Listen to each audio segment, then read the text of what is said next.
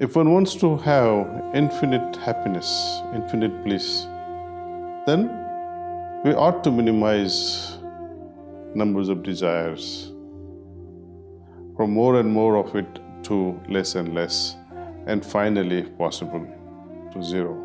Make peace with yourself. So we'll talk today at length, not so much in details, but some principles which governs the laws of happiness. Let me start this session with a quote from German philosopher Schopenhauer. He asked, "How can we determine whether a man is happy or unhappy?" He defined true happiness as the complete satisfaction of all desires. Is it possible?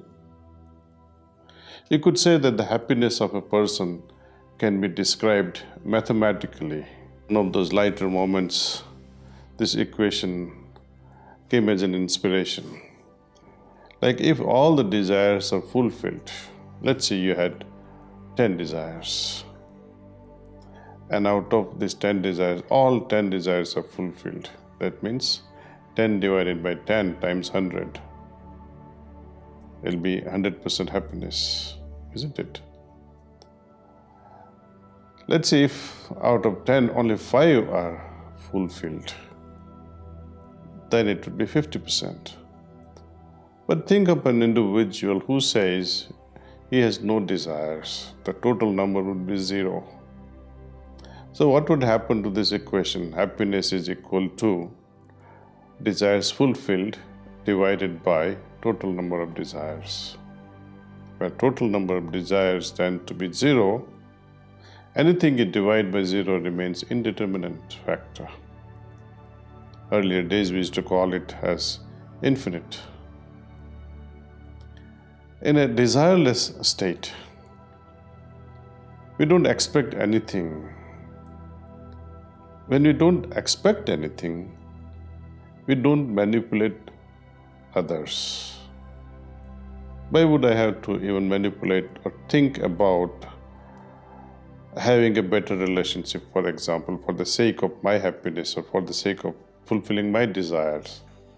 In that case, my happiness is dependent on outside. I will fail in my life if I constantly all through depend on others. Human evolution is all about self-dependency. Though we interact in this society with a lot of love, we support each other at emotional level. Higher the emotional intelligence, the person is considered to be more empathetic in nature. He is more considerate, he is more compassionate. And who can be more compassionate? Can a heart which is discontent can be compassionate? When you expect nothing, you accept everything. Is it possible?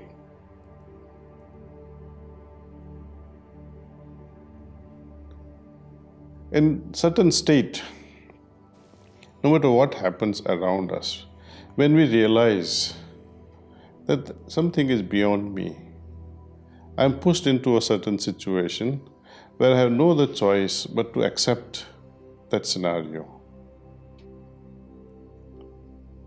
That's a good situation, though it can bring about a lot of turbulence and turmoils in life. But accepting whatever be the situation helps us. Suppose you don't accept certain thing that has happened in family, and you go on fighting. What do you learn out of this? But the moment we learn things wisely, we accept, because your heart says, because your heart feels that love. Love makes us forget all kinds of defects in others. And it is out of this love that acceptance emerges out of compassion. How one destroys inner emotional state.